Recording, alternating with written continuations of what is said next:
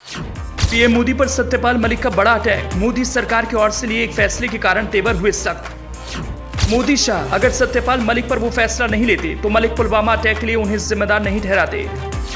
मलिक ने यूं ही नहीं दिया मोदी शाह डोभाल राम माधव पर बड़ा बयान, सियासत को दे दिया घमासान करने का मौका।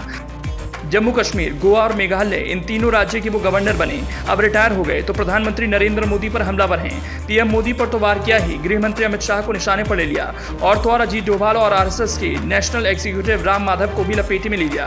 तो ऐसे में सवाल है, सत्यपाल मलिक ने ऐसा बयान क्यों दिया? मलिक के मुताबिक जो खुलासा उन्होंने किया है वो तब क्यों नहीं किया जब वो गवर्नर थे? ऐसा क्या हो रहा था? क्या हुआ कि उन्हें पुलवामा अटैक पर अब अपनी राय रखनी पड़ गई?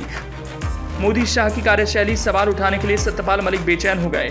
अति पिछड़े समाज से आने वाले नरेंद्र मोदी की पूरी राजनीति को जाट समाज से आने वाले सत्यपाल मलिक ने खत्म करने का प्रयास किया, जैसे दिल्ली के मुख्यमंत्री अरविंद केजरीवाल ने किया। ये कहने के लिए सत्यपाल मलिक क्यों बेचैन हुए बताएंगे। सत्यपाल मलिक को प्रधानमंत्री नरेंद्र मोदी के किस फैसले से गुस्सा आया जिसकी वजह से उन्होंने इतना बड़ा आरोप लगा दिया, जिसका उनके पास कोई प्रूफ शायद ही होगा।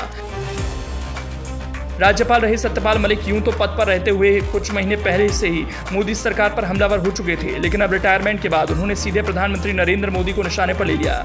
उन्होंने एक अंग्रेजी न्यूज वेबसाइट को दिए इंटरव्यू में ऐसे ऐसे दावे किए जिसके बाद राजनीतिक बवंडर खड़ा हो गया। मलिक का दावा है, प्रधानमंत्री को भ्रष्टाचार से कोई खास नफरत नहीं, पीएम मोदी को कश्मीर के बारे में कुछ भी नहीं पता, प्रधानमंत्री कश्मीर को लेकर गफलत में हैं, पीएमओ का नाम लेकर पीएम के आसपास लोग करते हैं करप्शन।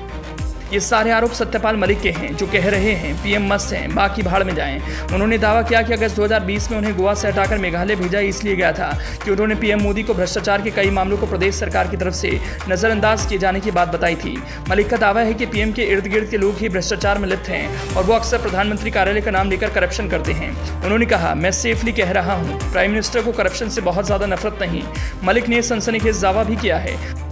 फरवरी 2019 में पुलवामा में जो आतंकी हमला हुआ था उसमें केंद्रीय गृह मंत्रालय की बहुत बड़ी गलती थी। सत्यपाल मलिक इस हमले के दौरान जम्मू कश्मीर के ही राज्यपाल थे। इस घटना में सीआरपीएफ के 40 जवान शहीद हो गए थे। पूर्व राज्यपाल का आरोप है कि पुलवामा हमला खासकर सीआरपीएफ और गृह मंत्रालय की अक्षमता और लापरवाही का नतीजा था।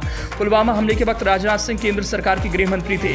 मलिक ने दावा किया, सीआरपीएफ ने अपने जवानों के लिए विमान मांगा था लेकिन गृह मंत्रालय ने देने से इनकार कर दिया। उसके बाद सीआरपीएफ ने जिस सड़क से जवानों को भेजा पहले वहां की अच्छे से पड़ताल नहीं की।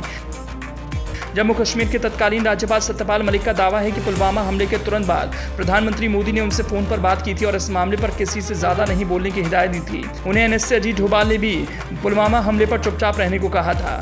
मलिक का आरोप है कि इसका मकसद चुनावों में सरकार और बीजेपी को फायदा पहुंचाने के लिए पुलवामा हमले का सारा ठीकरा पाकिस्तान पर फोड़ना था। उन्हें बाद में एहसास हुआ। मलिक ने बीजेपी नेता राम माधव पर भी गंभीर आरोप लगाया। उन्होंने कहा कि माधव ने एक पनबिजली योजना और रिलायंस इंश्योरेंस स्कीम की मंजूरी के लिए उनसे संपर्क किया था, लेकिन मलिक ने साफ इनकार कर दिया। अब राम माधव ने मलिक के इस दावे को झूठा बताते हुए मानहानि का मुकदमा दर्ज करने की बात कही। अब उस सवाल पर आते हैं। सवाल ये, क्यों सत्यपाल मलिक प्रधानमंत्री नरेंद्र मोदी पर इतना बड़ा बयान देते हैं?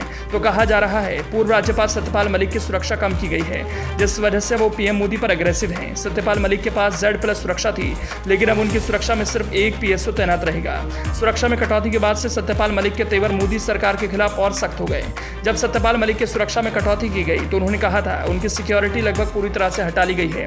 उन्हें सिर्फ एक पीएसओ दिया गया है, जबकि उन्हें बहुत खतरा है। पाकिस्तान से सबसे ज्यादा खतरा है। जबकि कश्मीर की जो एडवाइजरी कमेटी थी उन्होंने मेरे तबादले के वक्त लिखा था कि इन्हें यहाँ भी खतरा है, इन्हें दिल्ली में मकान दिया जाए और सिक्योरिटी दी जाए, लेकिन अब वो सब खत्म कर दी गई है। तो क्या माना जाए, पुलवामा अटैक को बहाना बनाकर सत्यपाल मलिक अपनी सुरक्षा में कटौती करने का बदला ले रहे हैं। मोदी और उनकी टीम को 40 जवानों के शहीद होने के लिए जिम्मेदार ठहरा रहे हैं। आप भी अपनी राय जरूर दीजिए। साथ ही पेज को लाइक और सब्सक्राइब जरूर कीजिए।